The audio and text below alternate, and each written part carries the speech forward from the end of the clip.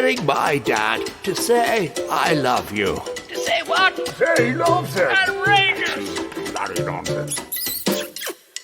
Hello and welcome to Getting My Dad to Say I Love You, the podcast where I talk to other comedians, writers and actors to find out if their parents love them and most importantly, to see if they can help my dad say I love you. Hello, Christopher. Are you excited about this new podcast series I'm doing? I'm a bit sort of apprehensive about it, but let's just see how it goes. See how it goes. It came about because over lockdown, Dad, I realised that you're incapable of saying the phrase "I love you" to me. Oh, I didn't realise that, but anyway, you say that. But you do love me, but you don't like being forced into saying it. Yeah, I think that's quite a difficult thing for people of my generation to do. But just sort of as an aside, or for what it's worth, there's a wonderful photograph of Prince Charles, who, whatever you may think of him, with him and Prince William together in a very, very sort of loving embrace. And it's quite clear he's probably loves William very much, and it's probably very difficult for him sometimes to say that. And I'm saying that people of my generation, if I'm rambling on, shut me up. But it's quite difficult to say these things. But I think I can understand what you're doing. It makes sense. To people who don't know my dad, what I love about that is I asked you quite a direct question, and you've managed to make it about the royal family at the start. Well, I didn't guys, if you like the monarchy, this is the podcast for you. But I get your point. He is showing it in his generation's way, which is your generation, because, I don't know, did your parents say I love you directly to you? I don't remember that particularly. Yeah, because it wasn't the done thing. It wasn't the way that things manifested themselves. They could clearly love me, yes, of course. They were very keen, yes. But the thing is, Dad, if you just said it a couple more times, I wouldn't do this for a living. I'd have a nice normal job where I wouldn't need to gain affection and validation from others. But Dad, so what I'm going to do now is I'm going to go and interview my friend Romesh Ranganathan and hear about his family, and also to get him to give you some tips to help you say I love you to me. Does that sound good? Sounds a positive way forward. How you doing, Romesh? I'm very good, Chris. How are you? I'm good, mate. I'm good. With this podcast, I like to crack straight into it and just ask my guests out the gate, have both your parents said I love you to you before? Oh, shit. My mum has a lot. Yeah. I'm trying to think if my dad did. Yes, I'm pretty sure he did. He did. I don't, it's not burning a hole in my psyche that he didn't say that, so I'm assuming he did. But yeah. I can't remember him saying it, but I'm sure. Of course. Well, I think with dads it's harder anyway, and obviously, your dad's no longer with us, so that's harder to check. But like, I do think it came about this because I was very certain that my parents don't like to express emotion, really, neither of them. And I was thinking, they do. I obviously know they do, but I've never heard them say it. But I understand from their generation, it's quite it's not a done thing. Like, you're a dad, you've got kids, I'm sure you say I love you to them all the time.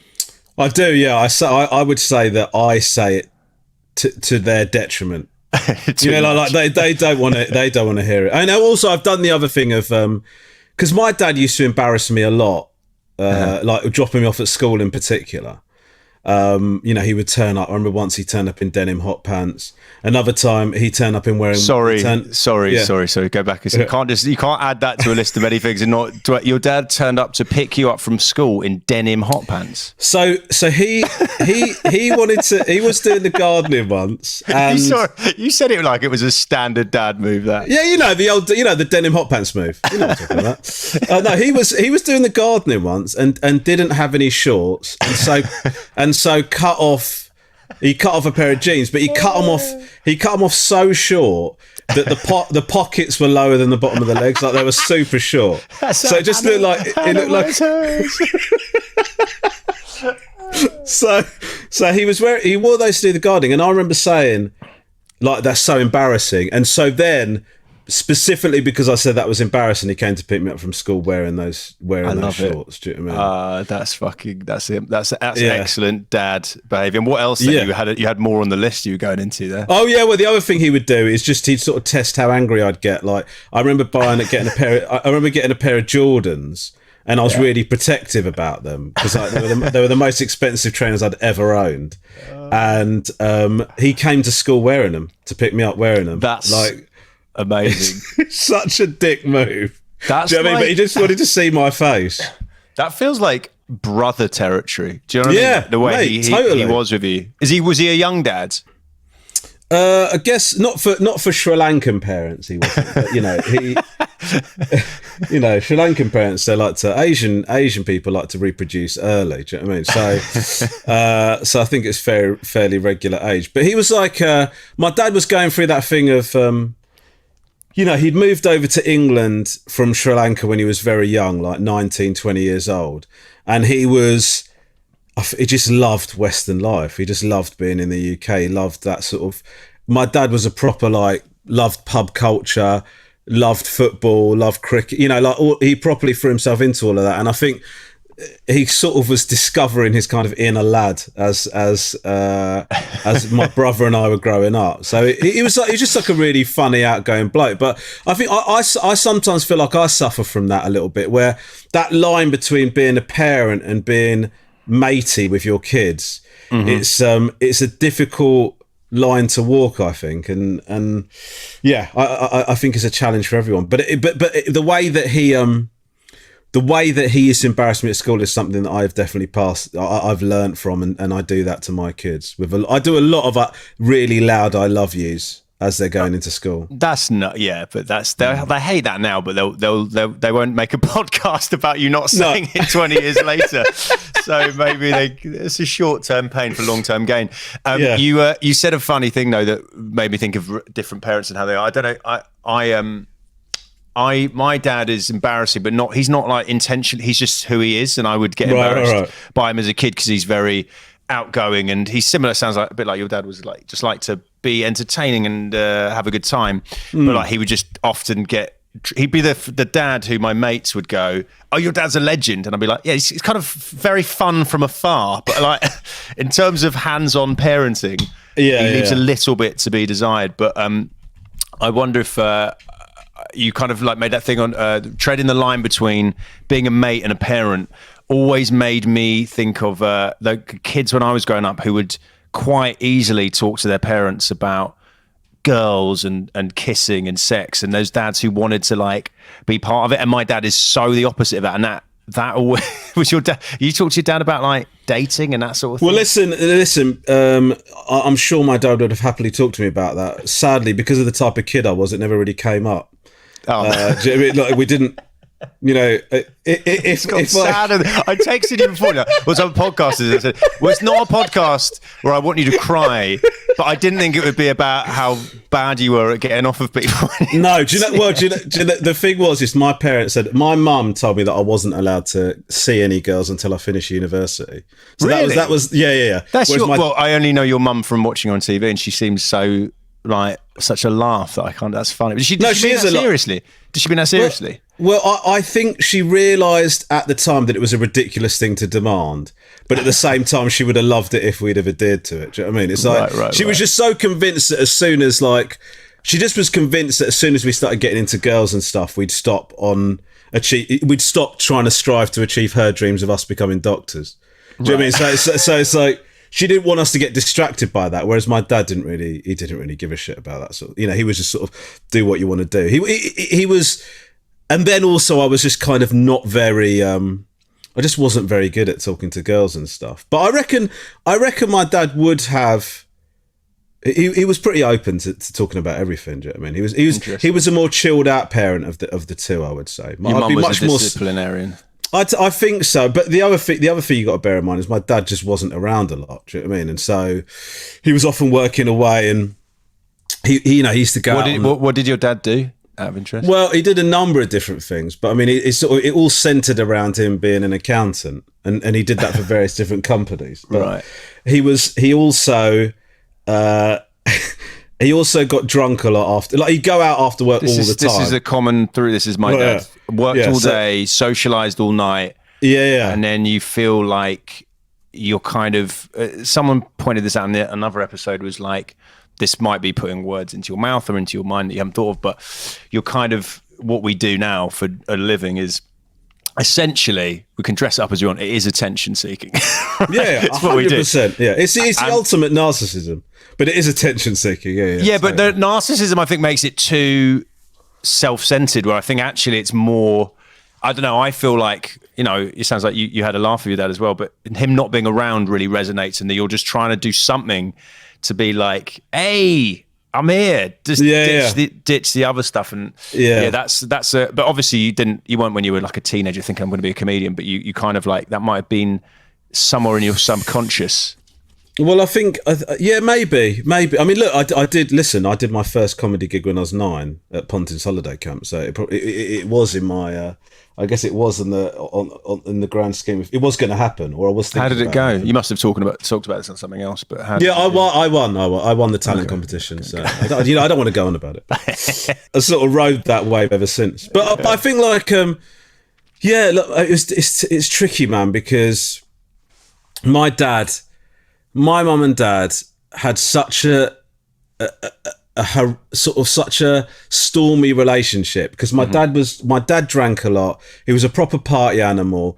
I think he found living in England to be like a bit of a sensory overload. Do you know what I mean? He was always out on the smash, and like he slept around with other women quite a lot and stuff. And my memories of my mum and dad, like when we were growing up, was sort of lots of happy times where we'd be together as a family, we'd go on holiday together, and there was a lot of them just shouting at each other, and so.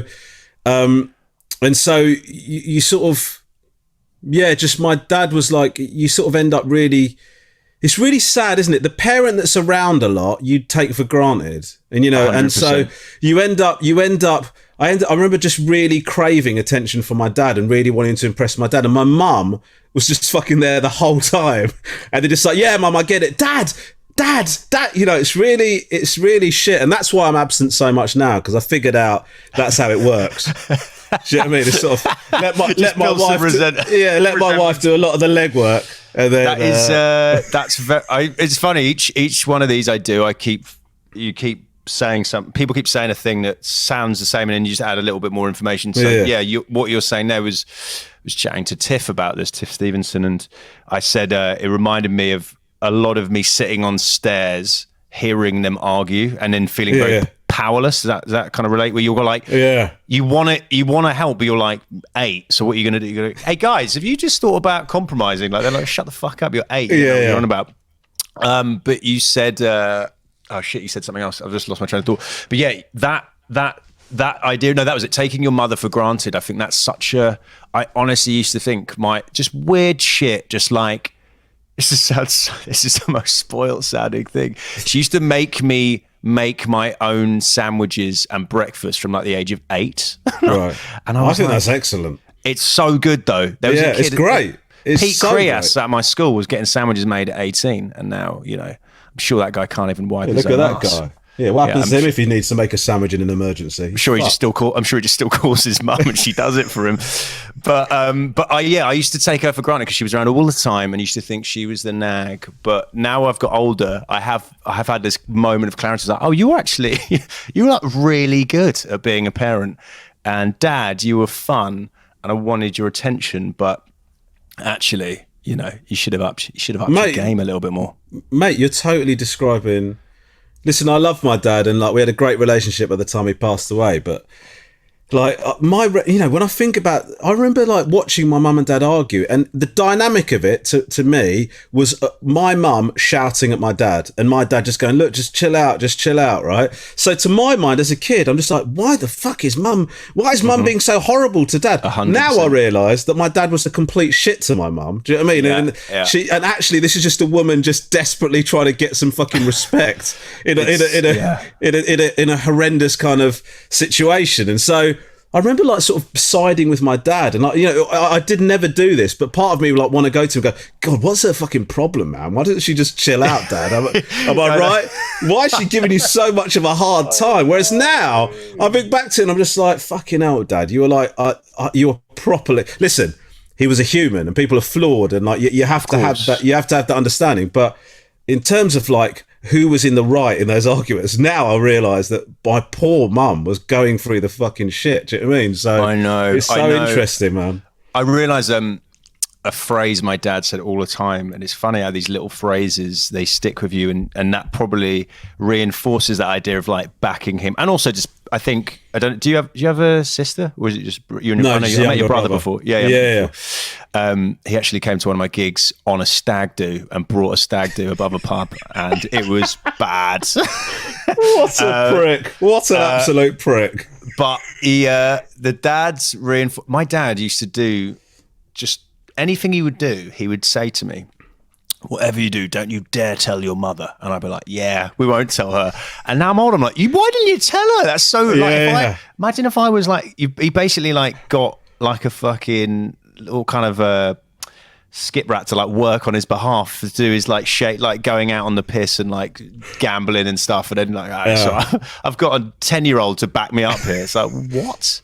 Yes, but so you just feel cool, and you feel like you feel like you're with your dad against this authority figure or whatever. It's totally understandable, but real dick move by your dad. I mean, listen, you know, it's, no. All caveated with love the guy. Think he's awesome in many ways, but it is funny that when you're younger, you think this guy's so cool, and then you're like, I sort of.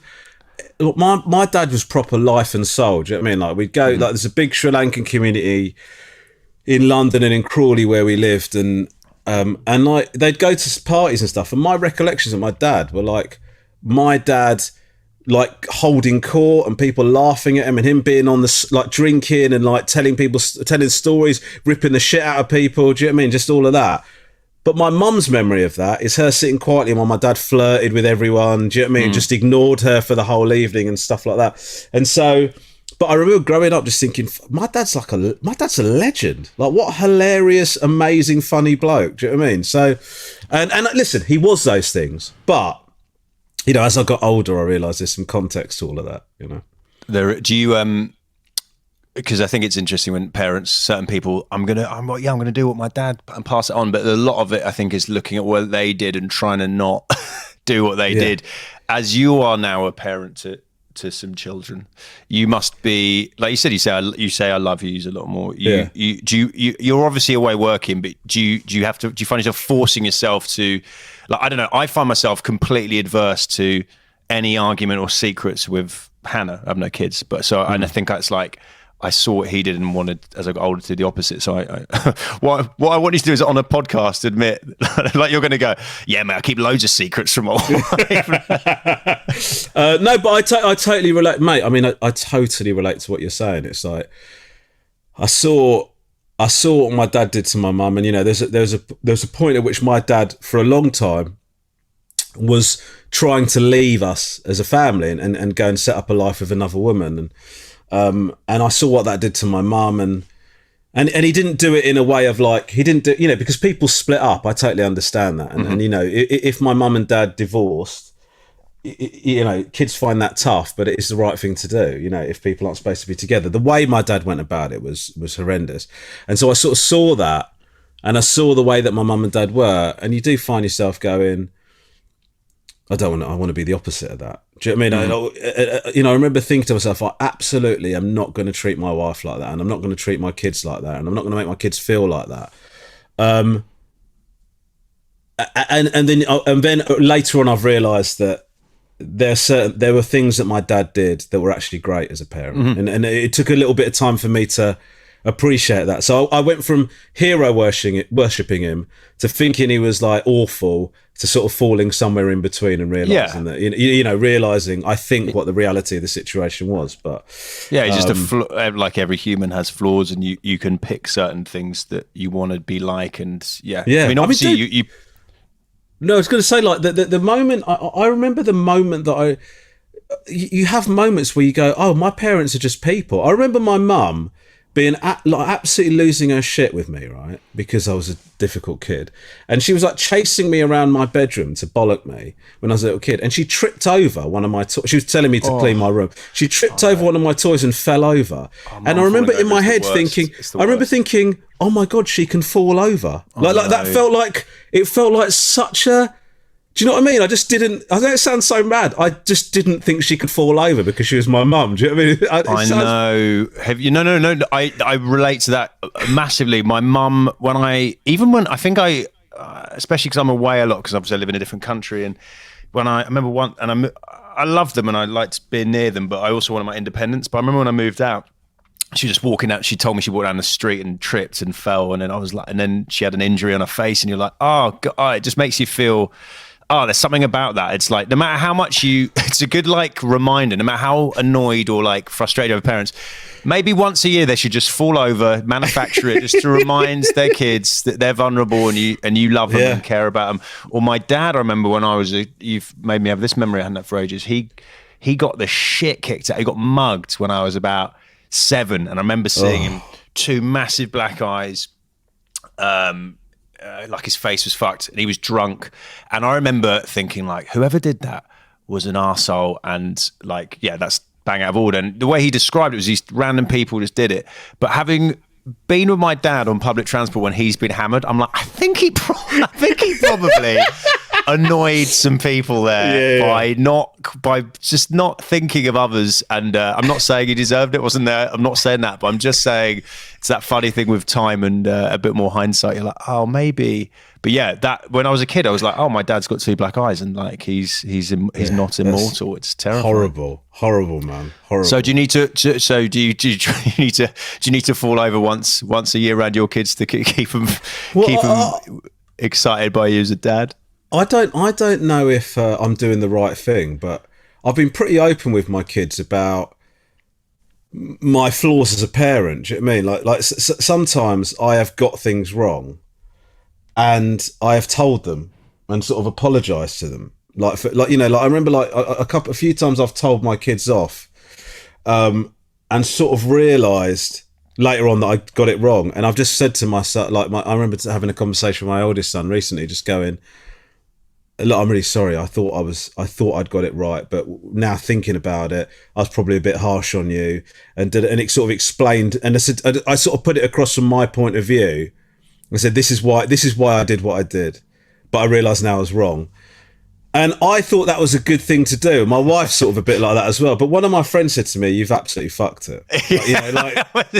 Like you've shown yourself to be fallible, and now nothing you say going forward is worth listening to." Do you know what I mean? Yeah, I guess you want them. Do you want them to like? It's a bit like Santa, right? You want them to work out themselves at some point, and then yeah. I think rather than showing them, listen, mate, I'm clueless. I mean, I don't know how you're going to turn out. Do you know what I mean? I'm completely winging this, and it's a miracle you're still alive. And then they're like, all right. Yeah. So you just sort of, listen, all I would say is I don't think there's an issue for my kids thinking I'm fallible. I think they've got it. They know you're very fallible. They've accepted that. They're not going to be on a podcast in the future going, and then I realised that my dad was just human. I don't think they're going to have that moment. They're like, this low confidence idiot told us once a week that he was completely blagging we actually stopped listening to when he was telling us off, because we knew that in about half an hour he'd come up and apologise. Come back, tail between legs. Oh God, what a beta dad we have. Yeah. What did you fuck up this time, Dad? Come on. Yeah, go on, Dad. Should we just cut the next hour of our lives? Just cut to you admitting what a moron you are. Come here, son.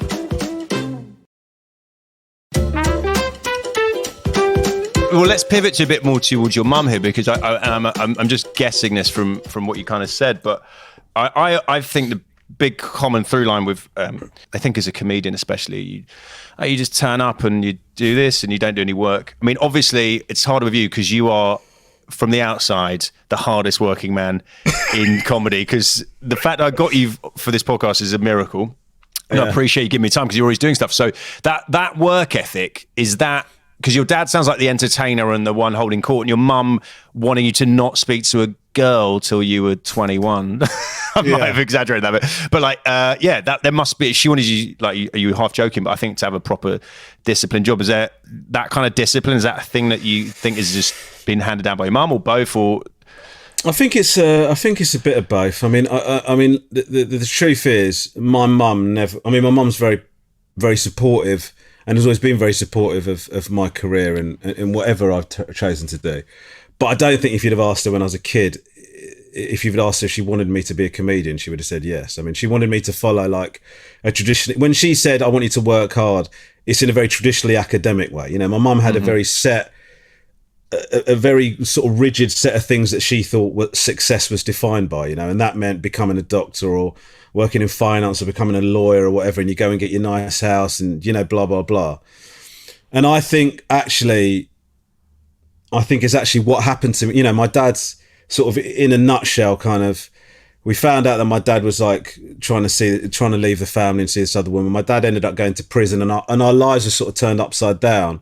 Mm-hmm. And I think that is what ended up, you know, not just because of the sort of formative nature of that kind of upbringing, but also the fact that I sort of realised that chasing, like, my dad struggled throughout his whole life. He struggled to do that thing that my mum wanted me to do, and he wasn't really happy. He was kind of constantly kicking against it. He was constantly kicking against being married. He's constantly kicking against being trapped by a 9-to-5 job. You know, he ended his life sort of, at the end of his life, he was running a pub, and, you know, he really loved doing that. But I think he found that really late on, doing something he really loved. So actually, I think all of those things kind of made me decide that I was happy to follow a more unorthodox path, which being a comedian is. You know, I don't think had we not been through that, I don't think I would have followed this path. But the other thing is, in regards to, you're talking about work ethic, my mum and dad were on a very comfortable path, very comfortable trajectory, and then over the course of 6 months, everything got turned upside down and everything went away. And I think that hardwired me with a fear of that happening to me. Mm-hmm. And so there is never, you know, as grateful as I am for where I am in my job, and I love my job, and I can't believe that I get to pay the bills doing what I do. I really do feel lucky and blessed. I never feel like I've made it. I always feel like I could get a tap on the shoulder tomorrow. I could get a phone call just going, Rom, everyone's found out that actually you're shit at this, so everything's gone. You know what I mean? So I think it's that fear, because like my parents, like my dad, like, you know, we got the house repossessed. We ended up living in a bed and breakfast for like a year. And then when I first became a comedian, my dad passed away. And so then, because I couldn't focus on work as much, me and Lisa and I sort of went broke for a while. And so I've had two experiences of things going to shit very, very quickly. Right. And so I think that kind of makes you feel like, fuck, I need to keep working. And also, you know, I have what you and I both have, and what all decent people have, which is crippling imposter syndrome. Do you know what I mean? And so, that has its part to play. Do you know what I mean? So I joked with you when I texted you about doing this, and I said, mate, do you want to do this podcast? And you went, sorry, who is this? And then I was like, and then you were like, no, so I know it's you. And then I was like, don't even, because I already felt really vulnerable for asking a favour. Because essentially, anyone listening, if you're getting a friend to be a guest on a podcast, it's, you know, they're taking this isn't going to make or break Romesh's career, but it's very sweet of you to come on. So I was like already a bit like anxious, and you said that, and I was like, don't even joke about that, mate. I already feel like a fraud that I texted you. So you're right. That's a big commonality between all of us, I think.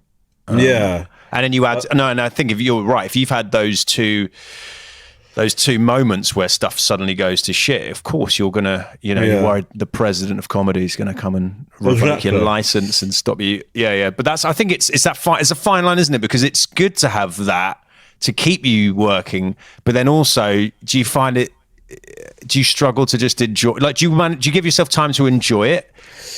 Yeah, well, do you know what? To be honest with you, it's something I've come to, I guess, relatively recently. You know, because you're right. What's the point of doing all this if you're not going to enjoy it? And so, like, and also, you know, the truth is, mate, I sort of was like, reading up about this and thinking about it, I've thought about this quite a lot, really, and this sort of imposter syndrome and working, and I remember talking to Sean Walsh about whether you ever have a moment where you go, I've done what I was supposed to do. What, I don't know what I was supposed to do.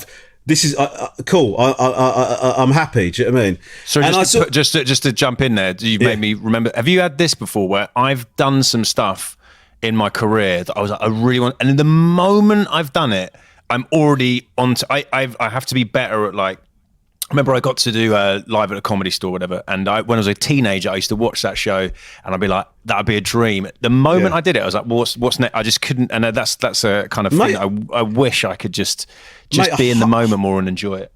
100%, man. It's like, if you'd have said to either of us at the beginning of our starting out to do this, you're going to end up at where we are, we'd both have taken that and been delighted, right? But the truth is, every time you get something, this idea that once you get this thing, you're going to be happy, it's just bullshit. Do you know what I mean? And I just think that happiness comes from elsewhere, And so now I genuinely feel like, don't test me on this, but I genuinely feel like if it happened for a third time that all of my career went away, and I'd be all right with it, because I sort of realised that my career is not the be all and end all of me. Do you know what I mean? And you've invested a lot of money in cryptocurrency. Listen, I'm bulletproof. Do you know what I mean? I bought enough property now that I'm insulated from this. You're a slum landlord. You're fine. Yeah. But the truth is, it's that kind of thing of like, you can't make your career you can't be defined by it. Do you know what I mean? It's a great thing listen, I feel so lucky that I do comedy. I love it. And the fact that that's what I pay my bills with, honestly, I feel so lucky. But that's not where my happiness comes from. Do you know what I mean? I'm happy when I go to work, but my happiness comes from, like, oh God, I sound like a fucking hallmark. Say it, mate. You're fine. But it just, it's like relationships, friends, and all that stuff. And so, yeah, I sort of feel it. That eases the pressure a little bit. But I still have this thing where the second I complete doing something, I think it's crap, or I think about all the things I did badly.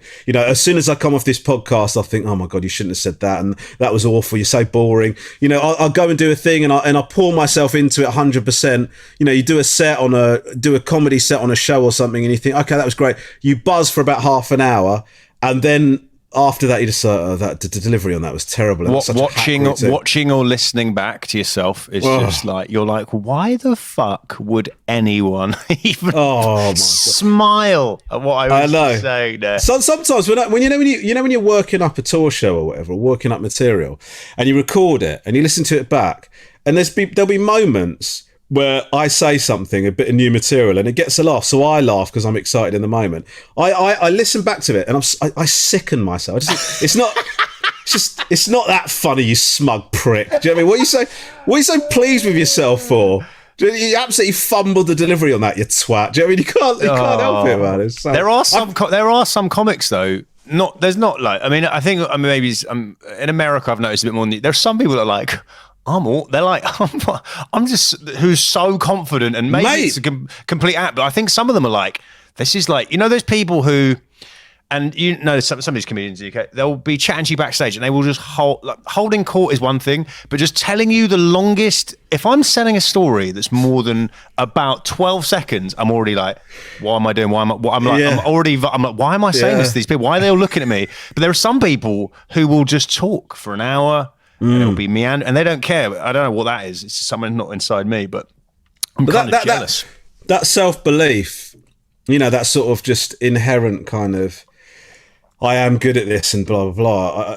I have moments of it occasionally, but it doesn't sit with me all the time. But the other thing is, it's interesting you talk about Americans. Like, I was over there doing a show like a few years ago. Oh, can I just say on that, before I forget to say this funny story about you, because I didn't see you, but Hannah was driving through LA, and she was like, I saw Romesh on the back of a truck shouting out of a megaphone to get people to come watch his show. Yeah. And I was like, oh, that made me feel good about myself. No, Romesh isn't doing as well. Yeah, mate. That was to try and sell a show out here, because it's so hard to sell shows out here.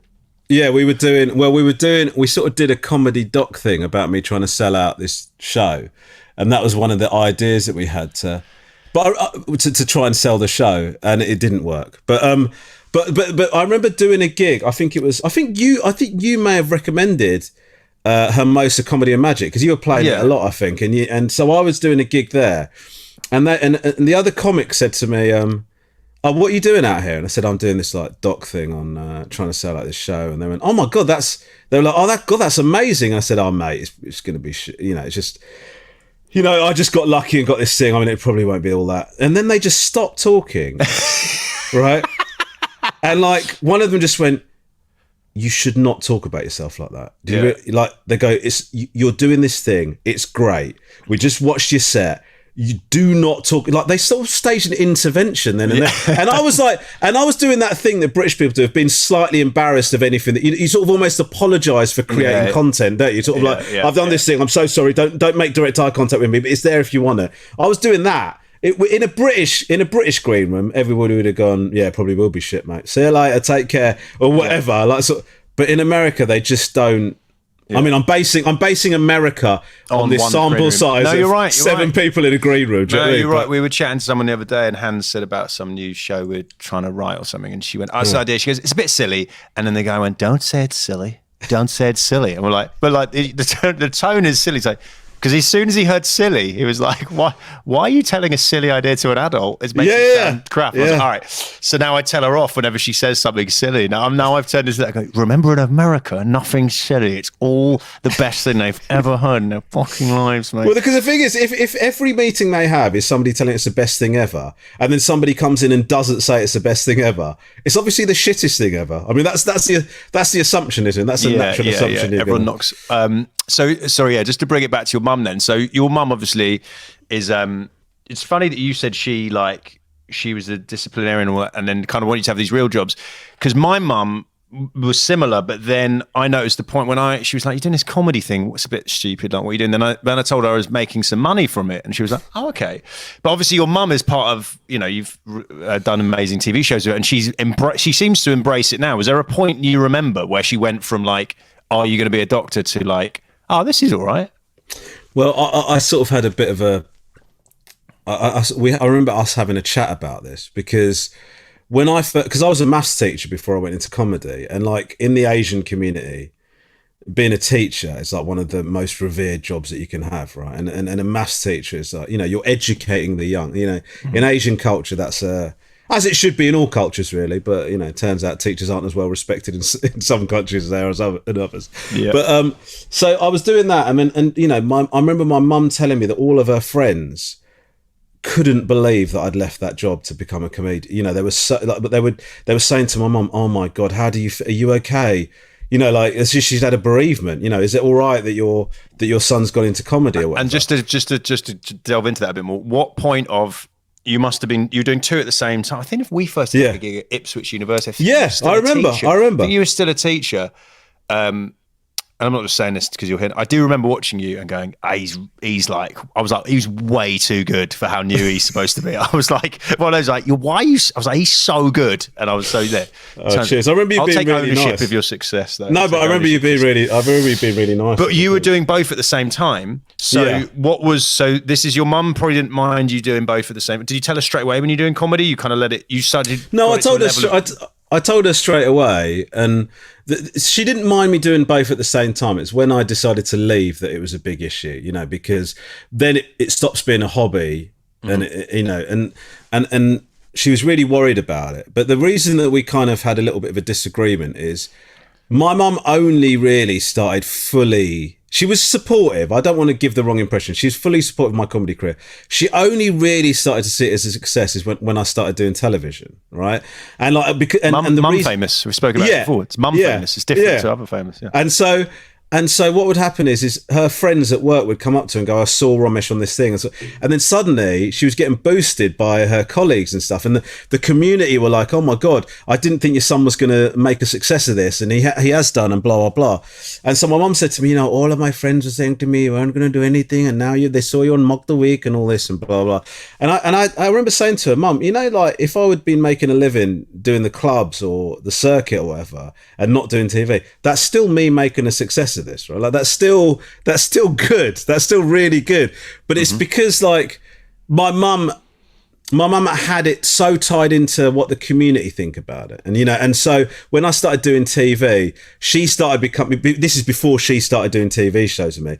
She started getting a little bit of sort of reflected glory from Asian people that she worked with and stuff like that, just going, oh my God, your son was on television. And like, she was like enjoying that. And I'm making it sound like, it makes it sound like she's a bit shallow. It's not that at all. It's like, think about it from my mum's point of view. We were living in a bed and breakfast for like a year and a half, right? And we were in council accommodation. I know loads of people in council accommodation, but my mum's life got turned upside down. We were, as far as we were concerned, like rock bottom. And then her son's on TV. Like sometimes my mum now will say to me, she can't quite believe, she can't believe it, because then all she saw was just despair. She just saw, how are we ever going to get, all of her friends stopped talking to her when we were like, when the house got repossessed. Like everybody sort of stopped getting in touch with bar a few people. And so to my mum, we were like, this is completely messed up. So now she just can't quite believe it. Do you know what I mean? Do you then, because, this is kind of what sparked this, is like, I didn't realise it till I was out here, but like, me and Hans had some good news recently that, about something that I can't talk about, but I remember I was like, when is the earliest I can tell my mum and dad about this? And it's not even for them to be like, oh my God, you're amazing. It's for them to be like, you're not fucking your life. Like that's all. That's like that's the level. So do you? And obviously, you have to tell your mum when you are doing a show on TV and she's in it. She has to get told. But do you? It'd be very weird to just spring that on her. Like, we're just going to film you for 4 weeks without giving you a heads up. But do you? And actually, then, if it's all right, talking about your dad, you said, well, you just started comedy before he passed away. Did you say? My dad passed away 3 days before I went full time as a comedian. Oh, okay, wow. Okay. So he'd seen me do, and actually he was like super supportive. He'd like come to loads of gigs and stuff. And he's pretty honest with the feedback. I remember doing a gig with a comic, Jeff Innocent, at Comedia in Brighton, and I think I was on in the middle. Jeff's great, by the way. Yeah, it was my first comic. He's an amazing comic. And my dad came off, like after I came off, I was like buzzing because the gig had got, to my mind, the gig had gone well. And then my dad just said to me, if you really want to do this, you got to get as good as that guy because he was better than you tonight. And like that's hard to hear, but actually that's the right, you need to hear that. You need to hear that. Do you know what I mean? It's like, it was the right thing. It was like, it was a fucking buzzkill. I'll be honest with you, on the night, but he was, he goes to me, you did well, but like, he was just sort of very honest. But yeah, when I decided to go full time, I remember, my dad passed away, and my mum and I kind of joke about this because, like, I don't know what my dad would have been like. My dad was such a hedonist, man. Like, I don't know what he would have been like, dining out on. I mean, like my mum said, my mum said that if my dad was alive, there's no way she would have been in any TV shows with me. It would be he would have wanted to be in there. Asian Provocateur would have been me and my dad traveling around Sri Lanka. Do you know what I mean? Like, so yeah, it's a weird. I remember him. Actually, this story involves you, actually. I remember, do you remember when we we went and did the workshops for Show Me the Funny? The TV show. And we were trying out for that.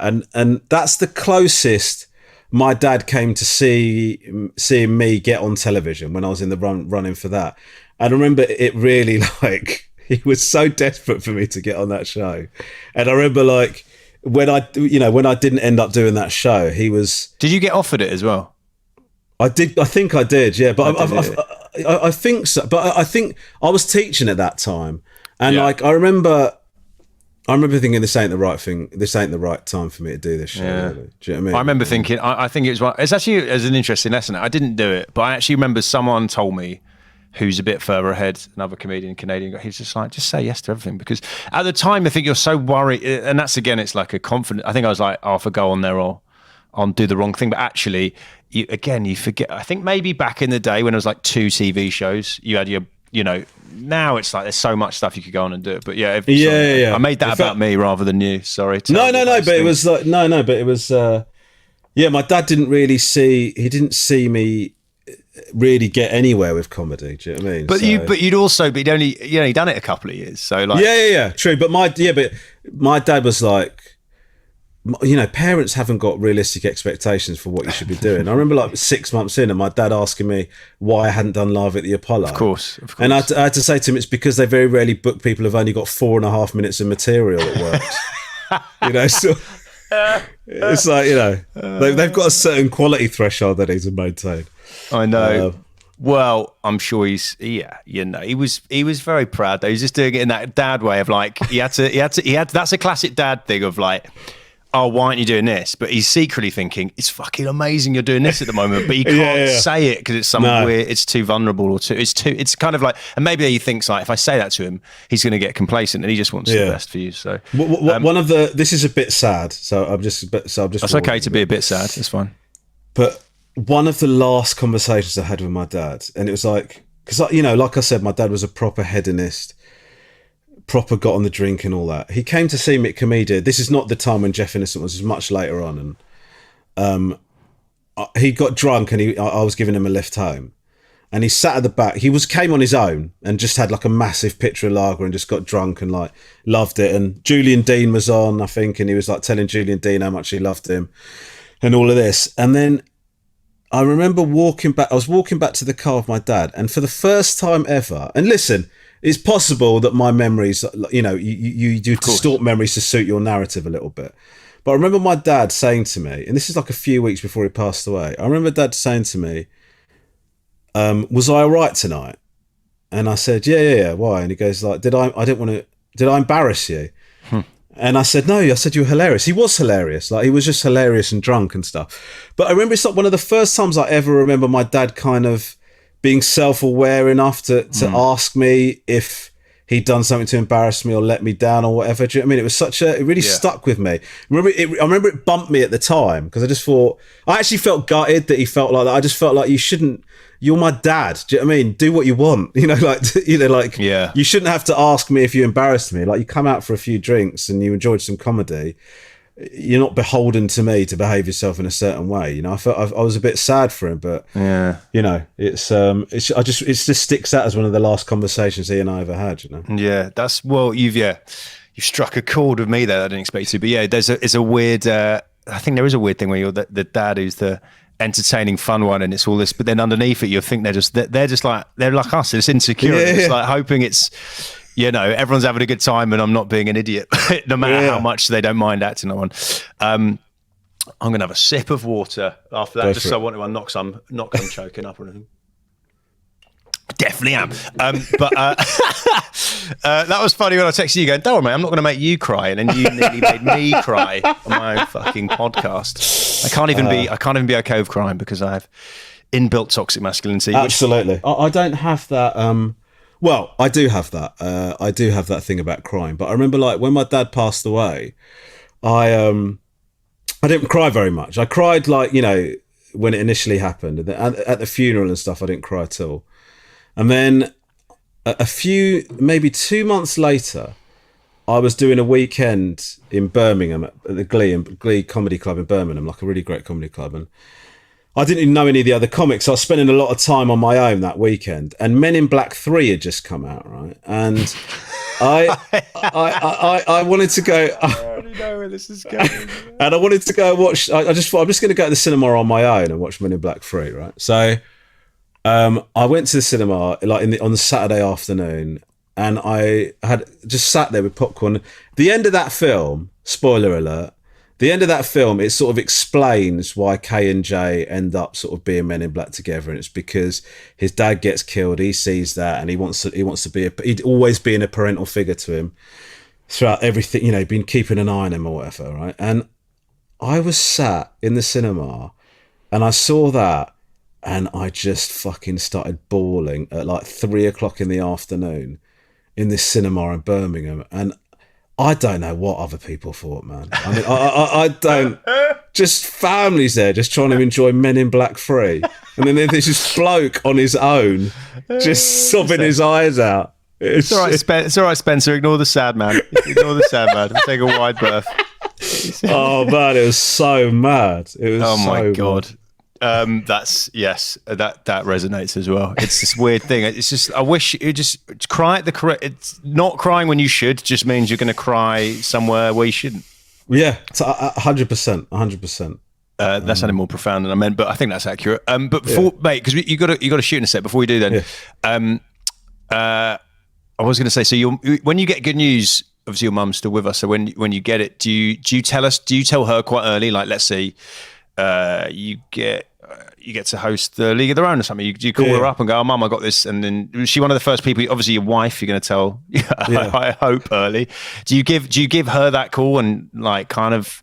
Do you care what she thinks still, or do you like? Do you know what? This sounds like I'm making it up, but I genuinely, I promise you, this is how I feel about this. I am not I don't feel like I'm looking for my mum's approval. Like, my mum is like, she's been so supportive, and like, my mum is one of my heroes. Like, the stuff that she went through with my dad, and to bring up my brother and I, she's one of like, I don't feel any doubts about what she thinks of me. She's brought me up in a way that I am 100% confident in her love and support for me. The reason but I do tell my mum almost before I tell anyone else, and that's because I know that she will buzz her tits off about it. You know, like, she just, I don't tell her because I want to hear her be I tell her because I know she's going to be so delighted. You know, she just, sometimes I tell her stuff like, for example, hosting League of Their Own is a really good one, right? Because when I told my mum I was hosting League of Their Own, she got giddy. You know, she got great. Like, you know, she was like buzzing. So, oh my God, I can't believe my son is hosting. So you're hosting. You know, like, she's so like excited. And it wasn't. And I remember not because she hates James Corden. No, yeah, well, that's, you know, that's I would say that's 65% of it. No. No, she was just so happy, and I felt like my motivation to tell her is because I knew it would make her happy, rather than I wanted her to be proud of me. Do you know what I mean? It's like it's a slightly different feeling, but I think that's good. I think that's a good strong distinction to have, and a healthier motivation, I think. Yeah. Yeah, you want to bring joy to your mum, and then all right. Then before we go, if your mum's, would your mum listen to a podcast? Does she listen to podcasts? I don't.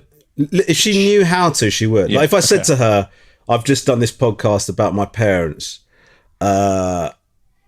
with you, she would ask me how to do it. That would take how to listen to it. That would take. I would rough estimate. So you're never going to tell her about it because it's going to take up an afternoon. That would take about 3.5 to 4 hours to get her fully ready to listen to that podcast. But yeah. But if she was in imaginary land listening to this, what would you like to say anything to her? I would say to her, I would just like to say to her, thank you so much. You have done more for me than anybody else ever. And please don't tell Lisa I said that. That was going to be so heartfelt, and you just couldn't help. You couldn't help but put a punch on it. But I like that. I'm the same. Don't worry. It's being it's that earnest. It's so tragic, isn't it? It's very earnest. It's hard to be that earnest as a comedian. But I appreciate you almost getting there. And then to finish off, my dad. I'm playing in these bits. Everyone's kind of giving my dad a bit of advice or a little couple of words on anything to say to him to encourage him to say "I love you" to me. Listen, John. I don't know. I don't know if what I'm saying to you is going to mean anything, mate. But let me just tell you something. I promise you, if you turn to Chris, and I know Chris very well, he is one of the nicest, best-hearted people I know. Right? If you say to Chris, your son, "I love you," I promise you'll have broken the "I love you" barrier, and you'll want to say it to him all the time. And you'll end up saying it to him so much, he'll start to get irritated about it, and he'll do a separate podcast about asking people about parents who show too much emotion. Getting my dad to back off. So listen, John, what I'm saying to you is please heed my words. Turn to your son, Chris, and say, "I love you." You will feel forever better about having done so. Oh, what a way to end. And before we end fully, mate, I appreciate that. I'll play that to my dad and get his reaction. Before I do that, anything you want to plug? You've got about 50 things, but anything specific you want people to check out? You can check out my podcast that I'm doing with Tom Davis called The Wolf and Owl. And it's just me and Tom with zero preparation, talking for an hour, once or twice a week, depending on how frequently we get the time. He's a funny human. That would be it. Is that already out? It's already out, mate. Yeah, All right, I'll give it a listen. Completely directionless. Mate. So enjoy. Mate, the best time for a podcast rather than this structured shit I just did for an hour. Mate, I love you, Rom. Thanks for doing it, man. Love you too, mate. Heed my words. Turn to your son, Chris, and say I love you. So, Dad, that was Romesh with his bit of advice. What do you think of it? Interesting. I probably need to think about it a bit, don't I? What? I mean, it's quite difficult for someone of my sort of generation to sort of be quite so explicit. I mean, he seemed to be very forthright in his approach. So I've probably got to go away and give it some sort of consideration, thought. Yeah. Just say it, I Dad. mean, He just said start saying it. Why don't you say it? He says it to his mum quite regularly. Good. I mean, that's good. I mean, it may come more naturally to him than it does to me. I'm not sure. All right. So I'd probably have to look him up and sort of see. Oh my God! Why'd you have to? You have to research saying "I love you." You know, it takes thought. But I was quite interested in that thing, as I mentioned in the earlier sort of ramble I did. I'm accused of rambling, but you know, even the most stuck-up person like Prince Charles can be quite sort of giving in the love department. Right. It's a fantastic photograph. You should look at it. I mean, I don't know if he said it. Stop going on about Prince Charles. I don't care. All right, okay, sorry. I don't care about Prince Charles. I just thought it was a good example. All right, well, do you know what this is, Dad? This is called deflection. You're deflecting to Prince Charles because you don't want to say I love you, which is fine. This is the first episode. Well, I've got other people I'm interviewing. Maybe they'll break down those barriers. So why don't you help with the outro now? It was a great effort, Christopher, and I think it's an interesting thing to do, and I hope that I can participate in other ones. So come back and hear me again. There we go. All right. There we go. Is that all right? That's great. That'll do. If you like the podcast, give us a rating online. We can work around that. That's my dad. Getting my dad to say anything I want him to say should be the name of the podcast.